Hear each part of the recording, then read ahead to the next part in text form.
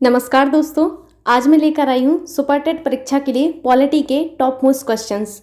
जैसे कि आप सभी को पता है कि आपकी एस टेट यानी कि सुपर टेट की परीक्षा में कम से कम 2 क्वेश्चंस आपके पॉलिटी से पूछे जाते हैं। मैं कम से कम की बात कर रही हूँ, इससे ज़्यादा भी आ सकते हैं।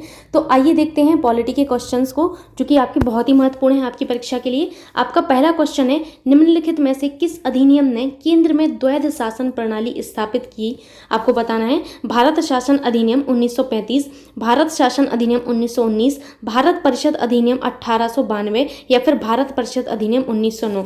ये क्वेश्चन बहुत इंपॉर्टेंट है, आया हुआ क्वेश्चन है। आपको बताना है अब कि केंद्र में द्वैध शासन की स्थापना किस प्रणाली ने की। तो आपके जो अधिनियम है, जो कि है आपका भारत शासन अधिनियम 1935 का, इस अधिनियम ने आपके प्रांतों में द्वैध शासन को समाप्त कर केंद्र में द्वैध शासन की स्थापना की थी। आइए जानते हैं भारत शासन अधिनियम 1935 के अन्य प्रावधान, जो कि बहुत ही ज़्यादा इंपॉर्टेंट है। एक तो आपने देखा कि प्रांतों में द्वैध शासन को समाप्त कर दिया गया और केंद्र में द्वैध शासन प्रणाली स्थापित की गई। इस अधिनियम के अंतर्गत और भी प्रावधान है, जो कि हैं कि इस अधिनियम में भारत में संघात्मक सरकार की स्थापना की गई। किसकी? संघात्मक सरकार की। अगर बात की जाए तो भारत शासन अधिनियम 1935 के अंतर्गत की गई थी संघात्मक सरकार की स्थापना। ठीक है, ये तो हो गया दूसरा प्रावधान। पहला प्रावधान केंद्र में द्वैध शासन, दूसरा प्रावधान संघात्मक सरकार की स्थापना। तीसरा प्रावधान क्या किया गया था? तीसरा प्रावधान किया गया था आपकी भारतीय रिजर्व बैंक की स्थापना की गई। भारतीय रिजर्व बैंक की स्थापना क्यों की गई? आखिर ऐसी क्या जरूरत पड़ गई? तो भारतीय रिजर्व बैंक जो था आपकी, रिजर्व मैं लिखना भूल गई, यहाँ पर रिजर्व लिख लेना आप लोग। भारतीय रिजर्व बैंक की स्थापना की गई थी आपकी मुद्रा और शाख नियंत्रण के लिए। किसके लिए? मुद्रा एवं शाख नियंत्रण के लिए जो है आपकी स्थापना की गई थी।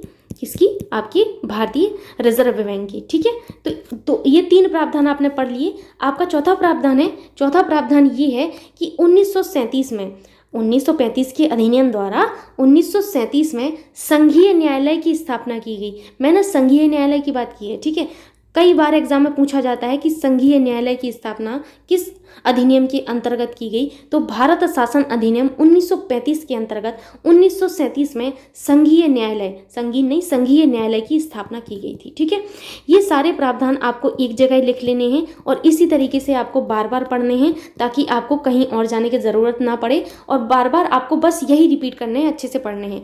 एंड लास्ट जो प्रावधान था वो ये था 1935 के भारत शासन अधिनियम का, कि बर्मा को ब्रिटिश भारत से अलग कर दिया गया। किसको? बर्मा को, जिसे हम लोग वर्तमान में बर्मा को क्या कहते हैं? म्यांमार कहते हैं। ठीक है, तो आपके बर्मा को जो है ब्रिटिश भारत से अलग कर दिया गया और 2 नए प्रांत कौन कौन से बनाए गए थे? बहुत ही ज़्यादा इंपॉर्टेंट है। 2 नए प्रांत बनाए गए थे, सिंध, उड़ीसा। ठीक है, ये 2 प्रांत बनाए गए थे आपके। ठीक है, तो ये चीज आपको याद रखनी है। भारत शासन अधिनियम 1935 के प्रावधान कौन कौन से हैं?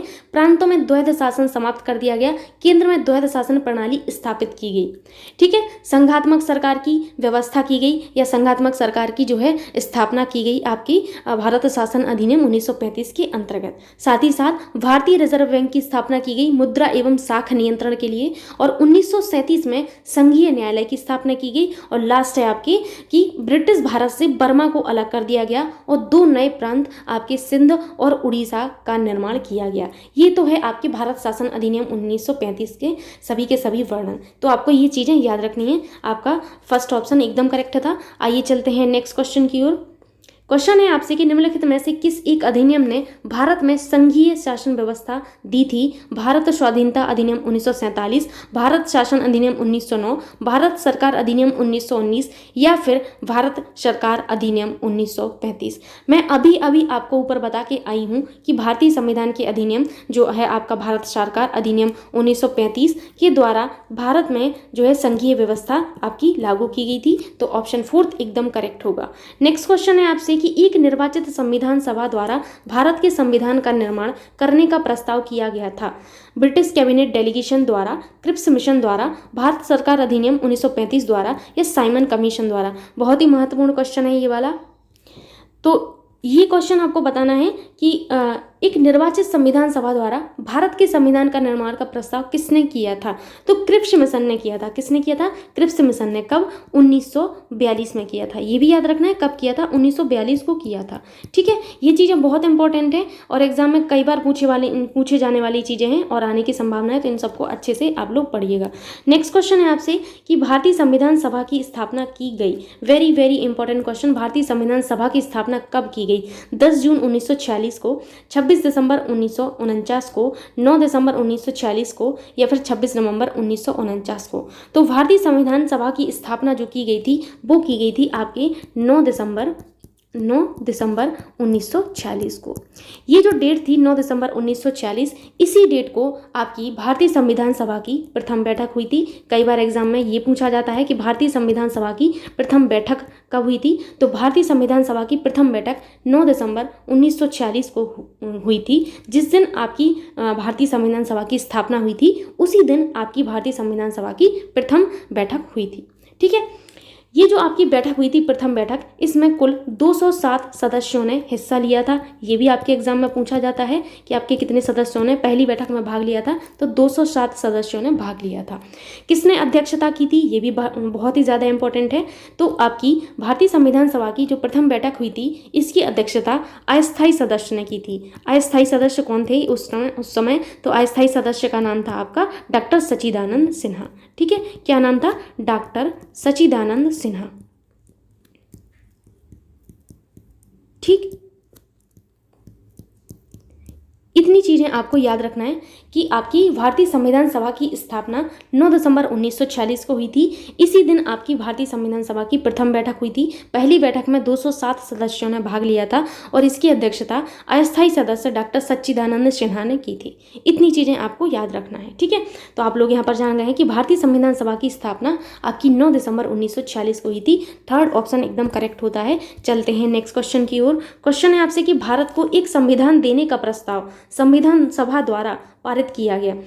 आपको वो डेट बतानी है जिस डेट को भारत को एक संविधान देने का प्रस्ताव संविधान सभा द्वारा, सारे के सारे काम उस टाइम कौन करता था? संविधान सभा करती थी। संविधान सभा में आपकी सदस्य थे, तो उन सदस्यों की बात की जा रही है कि संविधान सभा के जो सदस्य थे उन्होंने भारत को एक संविधान देने का जो प्रस्ताव है कब पारित किए। ठीक है, 22 जनवरी 1946, 22 जुलाई 1946, 22 जनवरी 1947 या फिर 20 फरवरी 1946 बताना है आपको। तो भारत को संविधान देने का प्रस्ताव संविधान सभा द्वारा जो पारित किया गया था वो पारित किया गया था आपकी 22 जनवरी आपकी 1947 को। तो कौन सा डेट आपका मैच होता है? थर्ड वाला ऑप्शन एकदम मैच होता है। 22 जनवरी 1947 को भारत को एक संविधान देने का जो है निर्णय लिया गया था, यानी कि प्रस्ताव जो है पारित किया गया था। इस दिन प्रस्ताव पारित किया गया था, ये चीज़ आपको याद रखनी है। ठीक है, ये जो उद्देश्य प्रस्ताव है, इस उद्देश्य प्रस्ताव को 23 दिसंबर 1946, मैं 1946 की बात कर रही हूँ, लेकिन भारत को संविधान देने का जो प्रस्ताव है वो 1947 में पारित किया गया।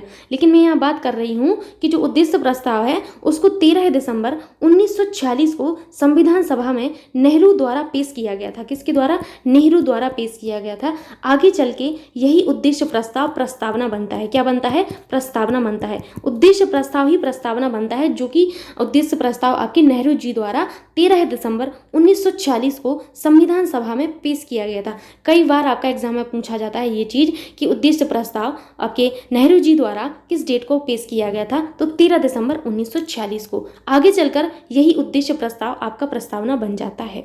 चलते हैं नेक्स्ट क्वेश्चन की ओर, जो कि है आपका कि भारत आपकी संविधान सभा द्वारा स्थापित मौलिक अधिकारों और अल्पसंख्यकों हेतु सलाहकार समिति के अध्यक्ष थे डॉक्टर भीमराव अंबेडकर, पंडित नेहरू, सरदार पटेल या फिर महात्मा गांधी। अब आपको ये बताना है कि संविधान सभा द्वारा जो स्थापित आपके मौलिक अधिकारों और अल्पसंख्यकों हेतु सलाहकार समिति के अध्यक्ष बनाए गए थे, तो वो कौन थे? तो वो थे आपके जो पटेल साहब हैं, सरदार पटेल साहब थे। ठीक है, थर्ड ऑप्शन एकदम करेक्ट होगा। अंबेडकर साहब को क्या बनाया गया था? इनको जो है प्रारूप समिति का अध्यक्ष बनाया गया था। वेरी वेरी इंपॉर्टेंट, प्रारूप समिति का अध्यक्ष आपके जो है भीमराव अंबेडकर जी को बनाया गया था। पंडित नेहरू जी को क्या बनाया गया था? तो नेहरू जी को आपका संघ संविधान समिति अध्यक्ष बनाया गया था। सभी चीज़ें आपको बहुत अच्छे से याद रखनी है, बार बार रिवाइज करना है, सब याद हो जाएगा आपको, ठीक है। संघ संविधान समिति अध्यक्ष, ठीक है।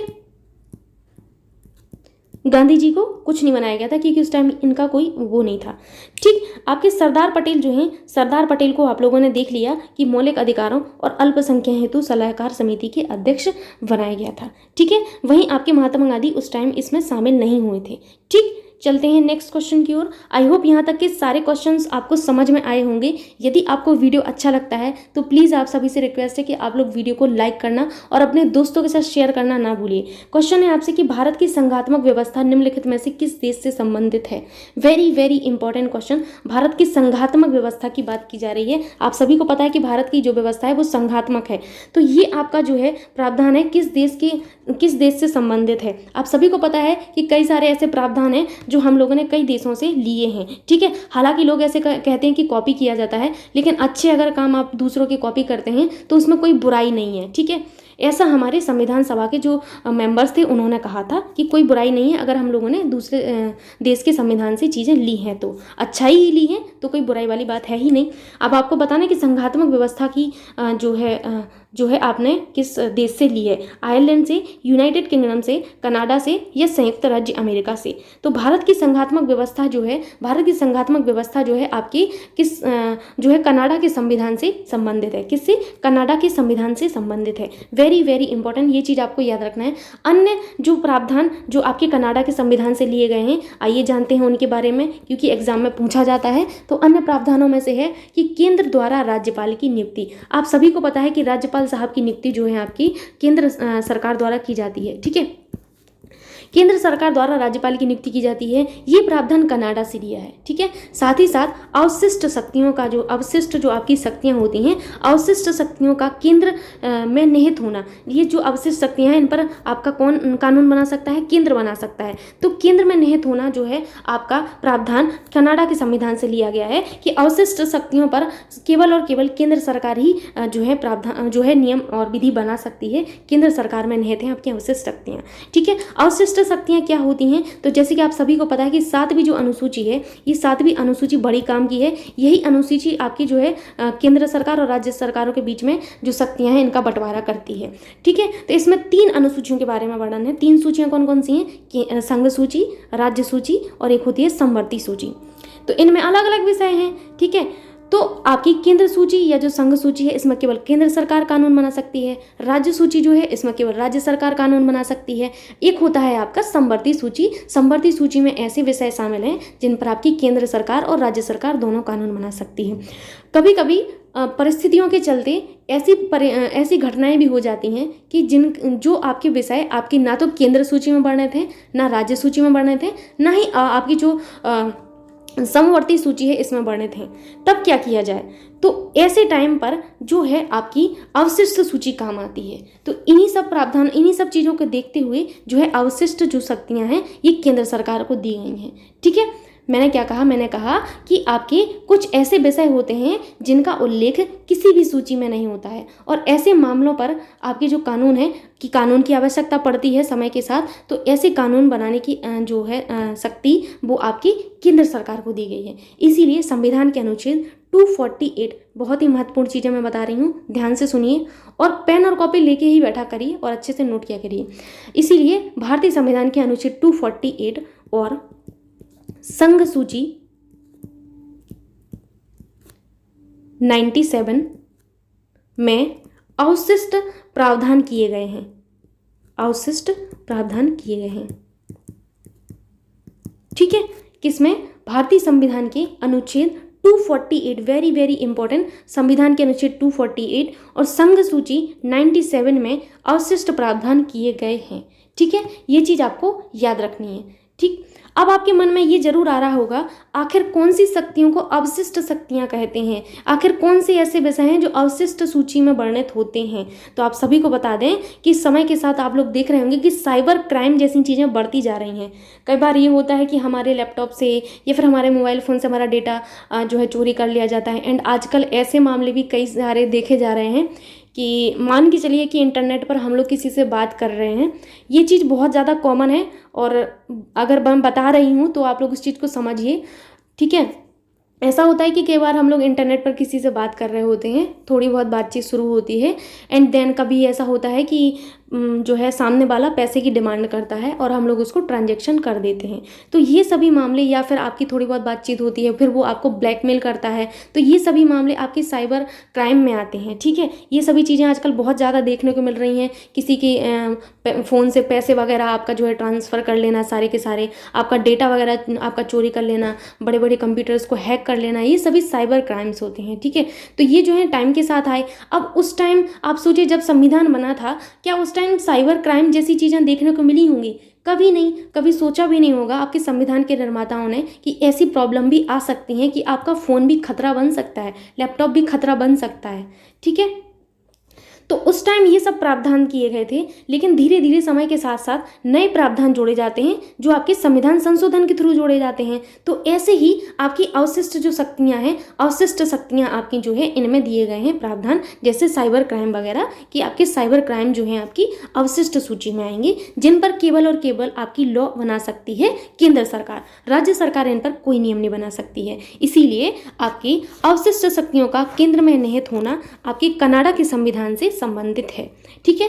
और कौन सी चीजें आपके कनाडा के संविधान से संबंधित हैं, आइए जानते हैं। दो चीजें तो आप लोगों ने जान ली, और आपका लास्ट है उच्चतम न्यायालय का परामर्शी न्याय निर्णय। तो ये 3 प्रावधान हम लोगों ने कनाडा के संविधान से लिए थे। कौन कौन से, मैं फिर से रिवाइज करा देती हूँ। एक तो लिया था आपने केंद्र द्वारा राज्यपालों की नियुक्ति, दूसरा अवशिष्ट शक्तियां भी हमने कहाँ से लिया था, हमने लिया था कनाडा के संविधान से, ठीक है। और लास्ट हमने लिया था उच्चतम न्यायालय का परामर्शी न्याय निर्णय। तो ये सभी चीजें आपको याद रखनी है। नेक्स्ट क्वेश्चन है आपसे कि भारतीय राजनीति व्यवस्था में इनमें से कौन सर्वोच्च है। आपको बताना है कि भारतीय राजनीति व्यवस्था में कौन सर्वोच्च है, ठीक है। संविधान, सर्वोच्च न्यायालय, संसद या राष्ट्रपति साहब। तो आपके जो संविधान है इन्हें सर्वोच्च माना गया है भारतीय राजनीति व्यवस्था में। नेक्स्ट क्वेश्चन है आपसे कि भारतीय संविधान के किस अनुच्छेद में नियंत्रक एवं महालेखा परीक्षक का प्रावधान है। अनुच्छेद 126, अनुच्छेद 148, अनुच्छेद 15 या फिर अनुच्छेद 280, आपको बताना है। तो अनुच्छेद 280 आप सभी को पता है कि ये सब कुछ जो है आपकी, तो अनुच्छेद 280 का जो संबंध है वो वित्त आयोग से है। किससे है? वित्त आयोग, ठीक है। अनुच्छेद 15 क्या कहता है? अनुच्छेद 15 कहता है धर्म, मूल वंश, जाति, लिंग या जन्म स्थान के आधार पर विभेद का प्रतिषेध। ध्यान से सुनना, धर्म, मूल वंश,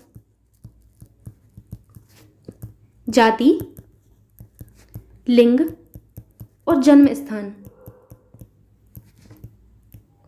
एग्जाम में ये पूछा जाता है कई बार कि अनुच्छेद 15 के तहत कौन कौन से कारकों के आधार पर विभेद प्रतिषेध है। तो धर्म, मूल वंश, जाति, लिंग, जन्म स्थान कितने हैं? 1, 2, 3, 4, 5, 5 कारक दिए गए हैं, ठीक है। अनुच्छेद 126 का संबंध किससे है? तो अनुच्छेद 126 जो है, तो भारतीय संविधान के अनुच्छेद 126 में आपके कार्यवाहक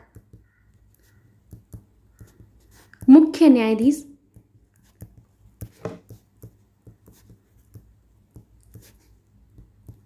की नियुक्ति का वर्णन है, ठीक है। इतनी चीजें आपको याद रखना है, सभी के सभी इंपॉर्टेंट हैं ये सब। तो आपको याद रखना है कि कार्यवाहक मुख्य न्यायाधीश की नियुक्ति का वर्णन जो है आपके भारतीय संविधान की 126 में वर्णित है, ठीक है। साथ ही साथ अब आपका रह गया है ऑप्शन नंबर 2। तो आप समझ सकते हैं कि भारतीय संविधान के अनुच्छेद 148 में नियंत्रक एवं महालेखा परीक्षक का प्रावधान है। आइए जानते हैं नियंत्रक एवं महालेखा परीक्षक के बारे में, क्योंकि ये बहुत ही इंपॉर्टेंट है। ये इतना बड़ा सा नाम जो है ये आखिर क्या है, जानते हैं इनके बारे में। ये जो है आपके, ये तो पहले आपने जान लिया कि ये आपके अनुच्छेद 148 के अंतर्गत वर्णित है, लेकिन आपके अनुच्छेद 148(1) के अंतर्गत ऐसा वर्णन है कि आपके नियंत्रक एवं महालेखा परीक्षक की नियुक्ति जो है आपके कौन करेंगे? राष्ट्रपति साहब करेंगे। कई बार एग्जाम में पूछा जाता है कि नियंत्रक एवं महालेखा परीक्षक की नियुक्ति कौन करता है? तो राष्ट्रपति साहब करते हैं। इन्हें कैसे हटाया जा सकता है? तो इन्हें हटाने का प्रावधान जो है थोड़ा सा डिफरेंट है। इन्हें जो हटाने का प्रावधान है वो है इनका कि इन्हें उसी रीति और आधारों पर हटाया जाता है जिस आधार पर उच्चतम न्यायालय के न्यायाधीश को हटाया जाता है। किसको? उच्चतम न्यायालय के न्यायाधीश को हटाया जाता है। वेरी वेरी इंपॉर्टेंट, याद रखना है कि नियंत्रक एवं महालेखा परीक्षक को उन्हीं प्रावधानों और उन्हीं रीति और आधारों पर हटाया जा सकता है जो प्रावधान और रीति और आधार आपके उच्चतम न्यायालय के न्यायाधीश के लिए डिसाइड हैं। ठीक है, इनकी जो कार्यकाल होता है वो 6 वर्ष का होता है या फिर 65 वर्ष की आयु तक ये जो है अपना कार्य कर सकते हैं। ये चीज़ आपको याद रखना है। सबसे इम्पोर्टेंट ये बनता है, एग्जाम में पूछा जाता है कि आपकी लोक लेखा समिति का आंख व कान किसे कहते हैं? तो लोक लेखा समिति का आंख व कान जो है आपके नियंत्रक एवं महालेखा परीक्षक को ही कहा जाता है। वेरी वेरी इंपॉर्टेंट, आंख व कान, ये चीज़ आपको याद रखनी है। ठीक, चलते हैं नेक्स्ट क्वेश्चन की ओर। क्वेश्चन है आपसे कि भारतीय संविधान में कितनी अनुसूचियां हैं? 9 अनुसूचियां, 12 अनुसूचियां, 10 अनुसूचियां, 11 अनुसूचियां, बताइए। तो भारतीय संविधान में 12 अनुसूचियां हैं। कितनी अनुसूचियां हैं? 12 हैं। लेकिन आपका जो मूल संविधान था, मूल संविधान में आपकी अनुसूचियों की संख्या इतनी नहीं थी। तो कितनी थी? तो उनकी संख्या थी 8। बाकी की 4 अनुसूचियां बाद में जोड़ी गई, 9वीं, 10वीं, 11वीं और 12वीं। ठीक है, नेक्स्ट क्वेश्चन है आपसे कि जनगणना भारतीय संविधान की किस सूची का विषय है? समवर्ती सूची, केंद्र सूची, राज्य सूची, इनमें से कोई नहीं। तो आप सभी को पता है कि 7वीं जो अनुसूची होता है, 7वीं अनुसूची में केंद्र और राज्य जो है सरकारें, इनकी शक्तियों का जो है वर्णन किया गया है। ठीक, जो 7वीं अनुसूची है इसमें आपकी 3 सूचियां हैं। कौन कौन सी सूचियां हैं जानते हैं इनके बारे में? 7वीं अनुसूची, एक होता है आपका केंद्र सूची। केंद्र सूची को ही आप लोग कहते हैं संघ सूची। ठीक, दूसरी होती है आपकी राज्य सूची एंड तीसरी होती है आपकी समवर्ती सूची। ठीक, केंद्र जो सूची है आपकी या संघ सूची, इसमें वर्तमान में 100 विषय शामिल हैं। कितने 100 विषय शामिल हैं? 100 विषय। लेकिन आपकी जब मूल संविधान बना था तो उसमें 97 विषय थे, लेकिन वर्तमान आपको याद रखना है 100। राज्य सूची में वर्तमान में 61 विषय शामिल हैं, लेकिन आपके मूल संविधान में 66 विषय थे। वहीं आपकी समवर्ती सूची में वर्तमान में 52 विषय शामिल हैं और आपकी मूल संविधान में 47 थे। आपको सिर्फ वर्तमान याद रखना है। ठीक है, वर्तमान में केंद्र या संघ सूची में 100 विषय हैं, एग्जाम में पूछा जाता है आपसे। वहीं आपकी राज्य सूची में 61 विषय हैं और समवर्ती सूची में 52 हैं। यानी कि आपकी समवर्ती सूची के 52 जो विषय हैं, इन पर आपकी केंद्र और राज्य सरकार दोनों प्रावधान बना सकती है, दोनों ही नियम बना सकती है। ये पूछा जाता है आपसे, तो याद रखना, समवर्ती सूची के जो विषय हैं, इन विषयों पर आपकी केंद्र सरकार और राज्य सरकार दोनों ही कानून बना सकती है। जैसे आपका शिक्षा आपका समवर्ती सूची में आता है, ये चीज़ आपको याद रखना है। इसीलिए शिक्षा पर केंद्र सरकार और राज्य सरकार दोनों ही सरकारें कानून बना सकती हैं। लेकिन केंद्र सरकार के जो 100 विषय हैं, इन पर केवल और केवल आपकी जो आपकी केंद्र सरकार है वही आपकी जो है नियम बना सकती है। राज्य सूची के जो 61 विषय हैं, इन पर आपके 61 विषय पर केवल और केवल राज्य सरकार ही आपके जो है नियम बना सकती है। ठीक है, तो जनगणना एक ऐसा विषय है जो कि आपकी केंद्र सूची में वर्णित है। किसमें है? केंद्र सूची के जो 100 विषय हैं उनमें से एक है आपका जो जनगणना है वो। ठीक है, चलते हैं नेक्स्ट क्वेश्चन की ओर। तो क्वेश्चन है आपसे कि भारतीय संविधान की 10वीं अनुसूची का संबंध है। Very very important question. 10वीं अनुसूची, 9वीं अनुसूची, 11वीं अनुसूची और 12वीं, ये चारों बहुत ही इंपॉर्टेंट बनती हैं। ठीक, भारतीय संविधान की 10वीं अनुसूची का वर्णन आपसे पूछा गया है कि इसमें क्या है। ठीक है, भारत की राष्ट्रीय भाषा, न्यायिक पुनरावलोकन, दल बदल कानून, भारत की राष्ट्रीय भाषा। तो आपको बता दें कि भारतीय संविधान की 10वीं अनुसूची में दल बदल से संबंधित प्रावधान है, यानी कि ऑप्शन 3 एकदम करेक्ट होगा। अब मैं एक चीज़ यहाँ पर बताना चाहूँगी, जो आपका संविधान है, संविधान में जो चीज़ें पहले से बनी थी वो तो हैं ही, लेकिन यदि आपको कोई नया प्रावधान करना है, कुछ ऐसी चीज़ें हैं जो उस टाइम नहीं थी, देखने को नहीं मिली, लेकिन इस टाइम देखने को मिलती हैं, तो ये सभी चीज़ें जो आपके नए प्रावधान हैं, नए प्रावधान करने के लिए संविधान में संशोधन करना पड़ता है। क्या करना पड़ता है? संशोधन करना पड़ता है। ठीक है, भारतीय संविधान में आप लोग संशोधन कर सकते हैं। ठीक, आप लोग नहीं कर सकते, ये सिर्फ काम आपकी संसद का है। संविधान में संशोधन का कार्य आपकी संसद कर सकती है। ठीक, तो यहाँ पर मैंने ये बताया आपको कि संविधान में संशोधन करके नए प्रावधान किए जाते हैं। जैसे कि मैंने आपको बताया कि मूल संविधान में 8 अनुसूचियाँ थीं, लेकिन वर्तमान में कितनी हैं? 12 अनुसूचियाँ हैं। तो 9वीं, 10वीं, 11वीं और 12वीं अनुसूची को जोड़ा गया बाद में। अब ये जोड़ा गया है ना, बाद में जोड़ी गई चीज़ों को संविधान संशोधन के द्वारा जोड़ा जाता है। बाद में जोड़ी गई चीज़ों को कैसे? संविधान संशोधन के द्वारा जोड़ा जाता है। तो दल बदल कानून को जो है आपकी जो 10वीं अनुसूची है, यानी कि बाद में जोड़ी गई तो किसी न किसी संविधान संशोधन के द्वारा जोड़ी गई होगी। ये कई बार एग्जाम में पूछा जाता है। तो 10वीं सूची जो है आपकी 52वें संविधान संशोधन 1985 द्वारा संविधान में शामिल की गई थी। वेरी वेरी इंपॉर्टेंट क्वेश्चन, ठीक है। ये याद रखना है आपको कि 52वें संविधान संशोधन द्वारा आपकी जो 10वीं अनुसूची है ये संविधान में शामिल की गई थी, ठीक। अब बात आती है न्यायिक पुनरावलोकन की। आखिर क्या होता है न्यायिक पुनरावलोकन? बहुत इंपॉर्टेंट है, इसीलिए मैं यहाँ पर इसको शामिल कर रही हूँ, ठीक। न्यायिक पुनरावलोकन होता है, इसको कहते हैं जुडिशियल रिव्यू। इंग्लिश में भी आपको याद रखना है जुडिशियल रिव्यू। क्या होता है ये जुडिशियल रिव्यू?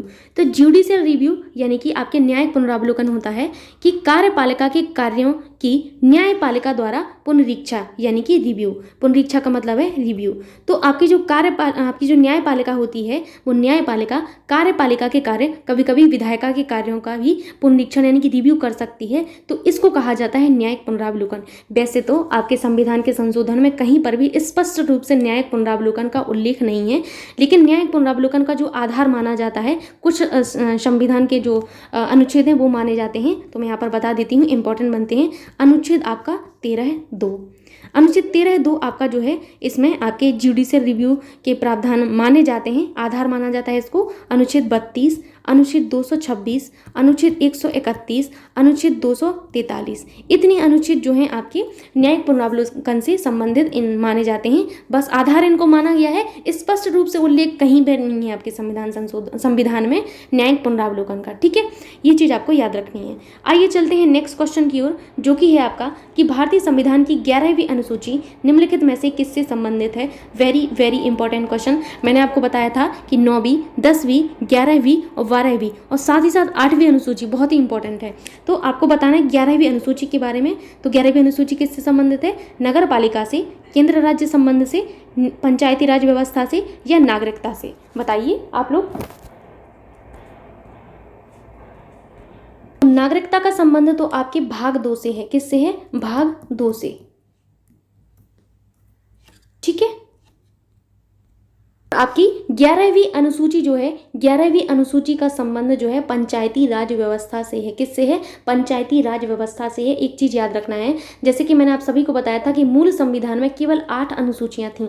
11वीं अनुसूची आपकी बाद में जोड़ी गई, तो किसी न किसी संविधान संशोधन के द्वारा जुड़ी होगी। तो किस संविधान संशोधन के द्वारा 11वीं अनुसूची यानी कि पंचायती राज व्यवस्था को शामिल किया गया? तो ये है आपका 73वां संविधान संशोधन। 73वां संविधान संशोधन कब होता है? ये होता है आपका 1992 में, ठीक है। हालांकि लागू आपका हुआ था 1993 में, ठीक है। पंचायती राज व्यवस्था 1993 में लागू हुई, लेकिन आपका 73वां संविधान संशोधन 1992 द्वारा आपके संविधान संशोधन में 11वीं अनुसूची को शामिल किया गया था, ठीक। ये अनुसूची जो है आपकी 11वीं अनुसूची, ये बहुत ज़्यादा इंपॉर्टेंट है। इस अनुसूची में पंचायती राज से संबंधित 29 विषय सम्मिलित हैं। ये कई बार एग्जाम में पूछा जाता है, आपके कितने विषय पंचायती राज से संबंधित हैं? तो 29 विषय जो हैं आपकी 11वीं अनुसूची में पंचायती राज से संबंधित हैं, ठीक है। आइए चलते हैं नेक्स्ट क्वेश्चन की ओर। क्वेश्चन है आपसे कि मौलिक अधिकारों का वर्णन भारतीय संविधान के किस भाग में है? बताना है कि मौलिक जो अधिकार होते हैं इनका वर्णन भारतीय संविधान के किस भाग में है? भाग 2, भाग 3, भाग 9, भाग 4 का। आप सभी को बता दें भाग 4 का बहुत ही ज़्यादा इंपॉर्टेंट है। भाग 4 का में तो आपके जो मौलिक कर्तव्य हैं, मौलिक कर्तव्यों का वर्णन है। वहीं मौलिक अधिकारों का वर्णन भारतीय संविधान के भाग 3 में किया गया है। भाग 2 अभी ऊपर बता के आई हूँ, इसमें आपकी नागरिकता के संबंधित प्रावधान है। भाग 9 में आपकी जो है पंचायतों से संबंधित प्रावधान है। पंचायतें जो है आपकी भाग 9 में है। भाग 2 में नागरिकता है। क्या है? नागरिकता, ठीक। इतनी चीजें आपको याद रखना है। आइए चलते हैं नेक्स्ट क्वेश्चन की ओर। क्वेश्चन है आपसे कि भारतीय संविधान की प्रस्तावना के सिलसिले में कौन सा क्रम सही है? ठीक है, यहाँ पर क्वेश्चन पूरा नहीं दिख रहा है, लेकिन मैं यहाँ पर दिखा देती हूँ आपको। अभी आप लोगों को पूरा दिख रहा होगा कि आपके ऑप्शंस क्या हैं। अब आपको बताना है कि भारतीय संविधान की प्रस्तावना के सिलसिले में कौन सा क्रम सही है। बहुत इंपॉर्टेंट क्वेश्चन है ये वाला। ये बहुत ज़्यादा इंपॉर्टेंट है। ये क्वेश्चन, क्योंकि ये कई बार एग्जाम में पूछा गया है। तो प्रस्तावना के बारे में आपसे पूछा गया है। आप लोगों ने प्रस्तावना के बारे में देखा होगा। जैसे ही हम लोग प्राथमिक विद्यालय में, आप सभी लोग देखो ऐसे स्टूडेंट्स हैं जिन्होंने बीटीसी, बीएड या फिर कुछ किया होगा, डीएलएड किया होगा। 3 ही हैं जो कर सकते हैं आप लोग, जिसके थ्रू हम लोग एस्टेट देते हैं। तो हम लोग जब प्राथमिक विद्यालय में और आप उच्च प्राथमिक विद्यालय में जाते हैं तो वहाँ पर बॉल पर देखना आजकल प्रस्तावना लिखी हुई होती है। तो वही प्रस्तावना की मैं बात कर रही हूँ। कभी प्रस्तावना को अगर आपने पढ़ा होगा तो शायद आपको याद होगा। जैसे मैं जब स्कूल में गई थी, फर्स्ट सेमेस्टर की बात है, मेरा डीएलएड था, तो मैंने देखा कि वहाँ पर बॉल पर स्पष्ट रूप से आपका प्रस्तावना अच्छे से लिखा गया है। ठीक है, तो वही प्रस्तावना का आपसे क्रम पूछा जा रहा है। गणतंत्र, जनवादी, धर्मनिरपेक्ष, समाजवादी, सार्वभौम सत्ता संपन्न, या फिर सार्वभौम सत्ता संपन्न, समाजवादी, धर्मनिरपेक्ष, जनवादी, गणतंत्र, या फिर सार्वभौम सत्ता संपन्न, समाजवादी, धर्मनिरपेक्ष, लोकतंत्रात्मक, गणतंत्र, या फिर सार्वभौम सत्ता संपन्न, समाजवादी, जनवादी, धर्मनिरपेक्ष, गणतंत्र। अब बताना है कि प्रस्तावना के सिलसिले में ये क्रम जो है, कौन सा क्रम आपका सही होगा। तो प्रस्तावना के सिलसिले में आपका क्रम होता है सार्वभौम सत्ता संपन्न, समाजवादी, धर्मनिरपेक्ष, लोकतंत्रात्मक, गणराज्य। ठीक है, यानी कि ऑप्शन 3 एकदम करेक्ट होगा। कौन सा होता है प्रस्तावना में? सार्वभौम सत्ता संपन्न, समाजवादी, धर्मनिरपेक्ष, गणतंत्रात्मक, गणराज्य। ठीक है, ये चीज़ आपको बिल्कुल रट लेना है। अगर आपको नहीं याद होती है तो मैंने ऐसे किया था कि एक चिट जो है अपने सामने चिपका ली थी। ठीक, उस चिट पर ये प्रस्तावना पूरी लिख ली थी कि प्रस्तावना क्या है। इस तरीके से मैंने याद किया था। आप भी ये अप्लाई कर सकते हैं। ठीक, लेकिन आपके जो ये प्रस्तावना जो क्रम है, ये क्रम जब आपका मूल संविधान था, ये क्रम ऐसा नहीं था। तो कैसा था ये क्रम, ये भी जान लेते हैं। ये क्रम था आपका, आइए जानते हैं इसके बारे में। आपका था, आपके जो मूल संविधान थे, मूल संविधान में आपके जो शब्द हैं समाजवादी, ये चीज़ आपको याद रखना है। समाजवादी, समाजवादी के अलावा आपका पंथ निरपेक्ष, पंथ निरपेक्ष और अखंडता, ये जो 3 शब्द आपको दिख रहे हैं यहाँ पर, बड़े ही इंपॉर्टेंट हैं। तो समाजवादी, पंथ निरपेक्ष और अखंडता जो शब्द हैं, ये आपके मूल जो संविधान है उसमें प्रस्तावना में नहीं थे। ये आपके 42वें संविधान संशोधन द्वारा जोड़े गए। मैंने आपको क्या बताया? मैंने आपको ये बताया था कि जब कभी भी नई चीज़ें संविधान में जोड़नी पड़ती हैं तो हम संविधान संशोधन के थ्रू उनको जोड़ते हैं।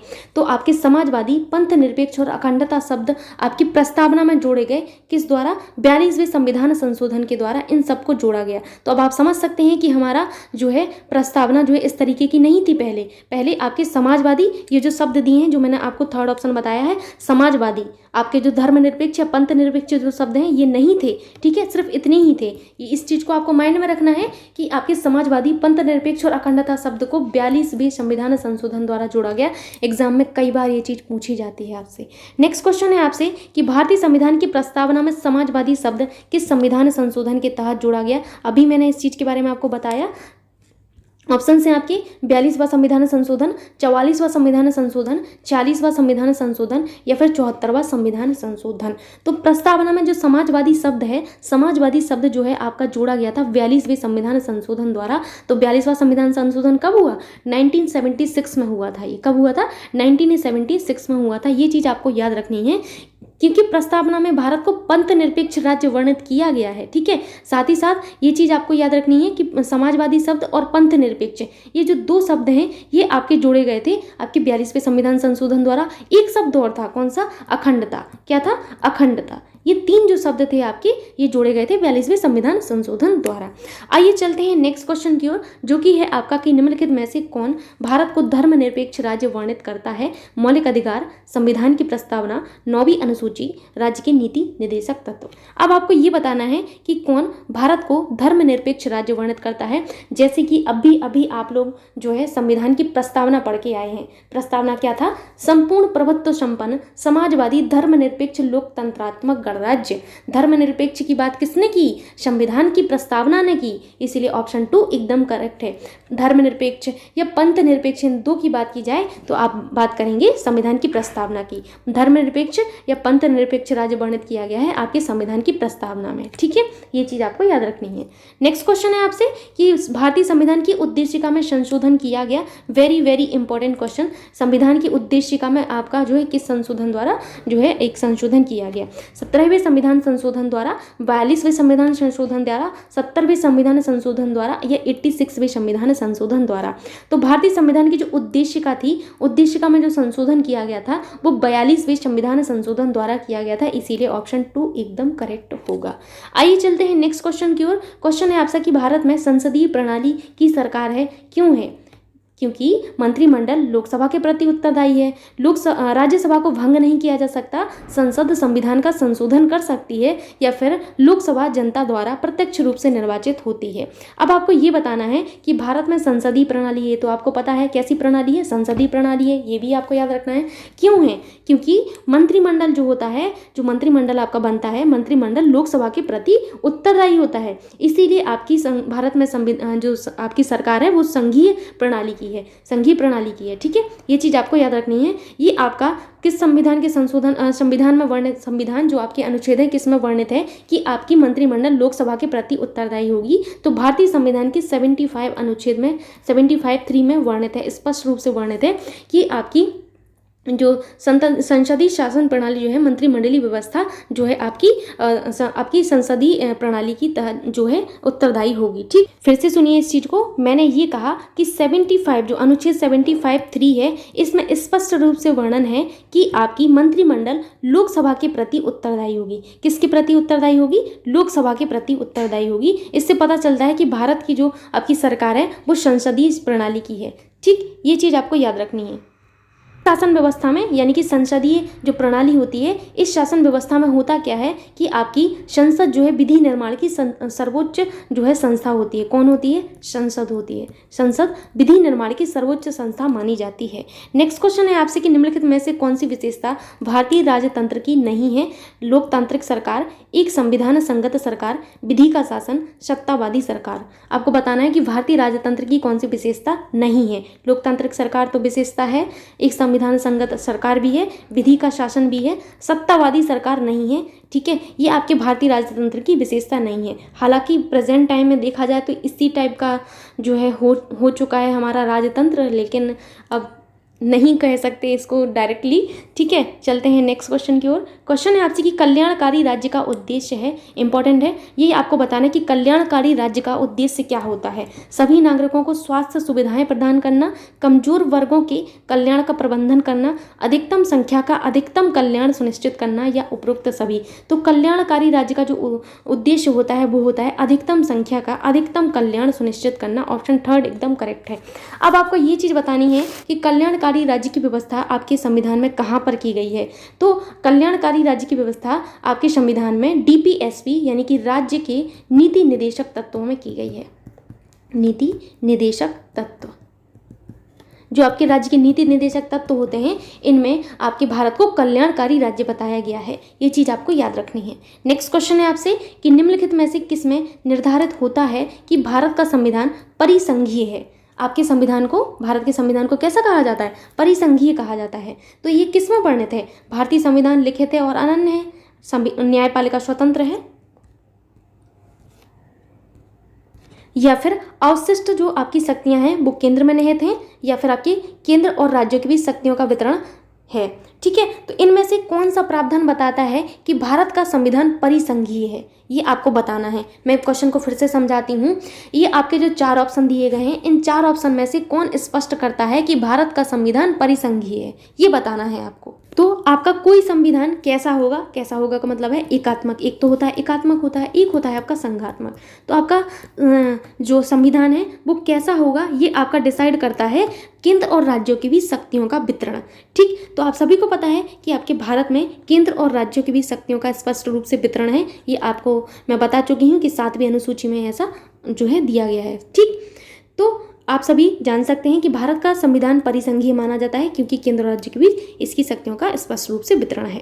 नेक्स्ट क्वेश्चन है आपसे कि भारतीय संविधान की बृहद होने का कारण है। आप सभी को पता है कि आपके भारत के संविधान को बहुत ज़्यादा विस्तृत माना जाता है, बृहद माना जाता है। उसका रीज़न क्या है आपको बताना है। यह एक बड़े देश के शासन से संबंधित है। इसमें विस्तृत प्रशासकीय प्रावधान है, इसमें अनेक संविधानों के अनुभव समाविष्ट हैं, या फिर यह संघ और राज्य सरकारों का संविधान है। तो आप सभी को बता दें कि भारतीय संविधान के विस्तृत होने का रीज़न है कि यह संघ और राज्य सरकारों का संविधान है, क्योंकि इसमें संघ सरकार और राज्य सरकारों के सभी प्रावधान दिए गए हैं। ठीक है, अन्य जो देश हैं आपके, अन्य देशों में होता क्या है कि राज्य का जो संविधान है वो अलग होता है और आपके संघ का संविधान अलग होता है, तो उनका संविधान छोटा होगा। हमारा संविधान जो है केंद्र और राज्य सरकारों का जो है प्रावधान करता है, इनके सभी प्रावधानों का वर्णन करता है, इसीलिए हमारा संविधान विस्तृत माना जाता है। नेक्स्ट क्वेश्चन है आपसे कि भारतीय संविधान के किस भाग में पंचायतों का उल्लेख है? भाग 9, भाग 10, भाग 11, भाग 12। तो भारतीय संविधान की भाग 9 में, किसमें? भाग 9 में पंचायतों को वर्णन है, बहुत इंपॉर्टेंट है। पंचायतों से संबंधित सभी की सभी चीजें बहुत इंपॉर्टेंट बनती हैं। नेक्स्ट क्वेश्चन है आपसे कि भारतीय संविधान के किस भाग में आपात उपबंध का प्रावधान है? वेरी वेरी इंपॉर्टेंट क्वेश्चन, आपको आपात उपबंध के बारे में पूछा गया है कि भारतीय संविधान के किस भाग में आपात उपबंध का प्रावधान है? भाग 16, भाग 18, भाग 2, भाग 22। तो भाग 18 जो है, भाग 18 में आपातकालीन उपबंध यानी कि आपात उपबंध का प्रावधान किया गया है। बहुत इंपॉर्टेंट है आपात उपबंध, याद रखना है आपको। नेक्स्ट क्वेश्चन है आपसे कि सरकारों द्वारा शुल्क एवं कर लगाने का प्रावधान यानी कि अधिकार जो है संविधान की किस अनुसूची में उल्लिखित है? आप सभी को पता है कि सरकार जो है आपकी कर लगाती है, तो कर लगाने का जो अधिकार है भारतीय संविधान में सरकार को किस अनुसूची के तहत दिया गया है? 11वीं अनुसूची, 7वीं अनुसूची, 9वीं अनुसूची, 6ठी अनुसूची। आपकी जो 7वीं अनुसूची है, 7वीं अनुसूची में केंद्र और राज्य सरकारों की जो शक्तियां हैं इनका स्पष्ट रूप से बंटवारा किया गया है।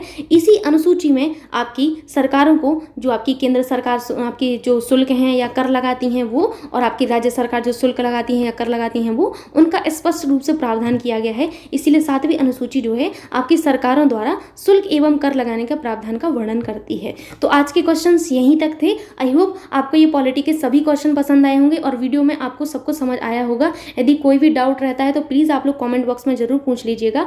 और यदि आपको वीडियो पसंद आता है तो आप लोग वीडियो को लाइक कर सकते हैं और वीडियो को अपने दोस्तों के साथ शेयर करना ना भूलिए, रिक्वेस्ट है आप सभी से।